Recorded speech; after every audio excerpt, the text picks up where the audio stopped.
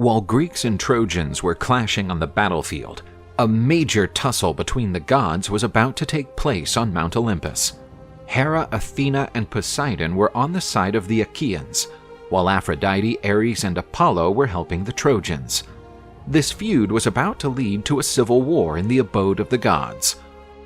Zeus called for an end to the turmoil that had erupted and struck a deafening thunderclap. The supreme god decreed that he would not allow any other Olympian deity to directly interfere in the conflict until further notice. Should any of them disobey his command, he would personally throw them into Tartarus. If they wished to test his power, Zeus said, they could stretch a chain connecting the earth to the heavens. Every other god together could measure forces with him by pulling from one end of the chain. High in the heavens, he would raise all the gods and even the earth and the sea as evidence of his omnipotence. Zeus went to Mount Ida, where he would set the course of the upcoming war events by himself. Fate had indicated that it was time for the Trojans to overpower the Greeks. Even though they were outnumbered, they were fighting for their families and their land. Favored by Zeus, Hector and his men pushed forward against the Greek hosts, who could not withstand the pressure. The Achaeans soon began to give way and retreated to their camp. All the while they were pursued by the Trojans, who followed them like rabid dogs. Paris fired a sharp arrow at the horse pulling old Nestor's chariot, who fell to the ground. Although old, the king of Pylos still kept the same bravery of his youthful days.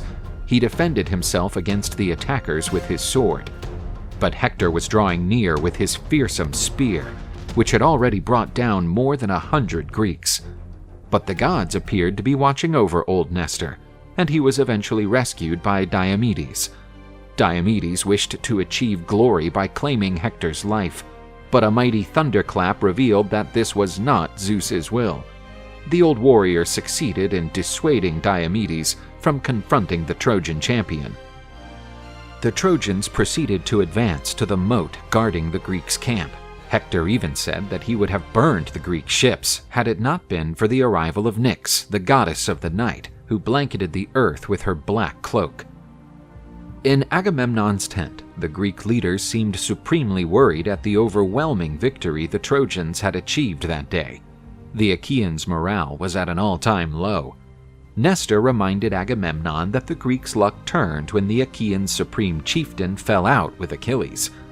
The Mycenaean king agreed that it was a mistake, and he was now willing to rectify it. Achilles would be offered great treasures, slaves, and even the beautiful Briseis would be returned to him if he agreed to fight again. Odysseus and Ajax would present Achilles with Agamemnon's offer of reconciliation, which was indeed quite generous.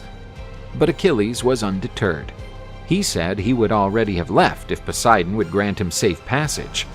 He had worked hard to get his spoils, only to be later robbed by Agamemnon, and so he would not be fooled again by that man. During the night, Odysseus and Diomedes set out to spy on the Trojans and find out what they were up to. That's when they came across a man who was surely a Trojan spy, aiming for an equivalent purpose to theirs.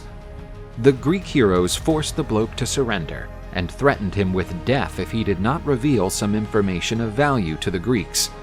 He said his name was Dolon, who owned valuable information that he would trade for his life.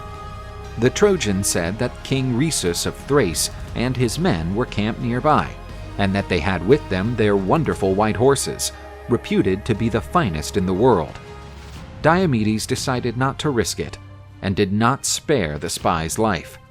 Diomedes and Odysseus sneaked into the Thracian nobleman's camp. The Ithacan king made his way to the horses, while Diomedes provided him with cover. Diomedes assaulted the watchman from behind, but he was not silent enough. A soldier woke up and sounded the alarm, but his cry would be muffled by Diomedes' knife. The Thracian warriors woke up startled, unable to understand what was going on. All the while Diomedes ran among them, taking their lives like a ghost at Thanatos' behest.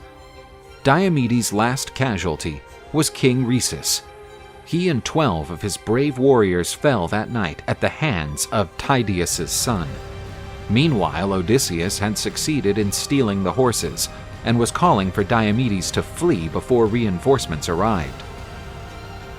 They reached the Greek camp along with goddess Aurora, which heralded the birth of a new day. The two heroes were cheered by the Greek fighters for stealing Rhesus's mighty steeds, and that lifted the Achaeans' morale. Nearby, however, Hector was giving a fiery speech to his men. He said that they would invade the Greek base that day and set fire to their ships.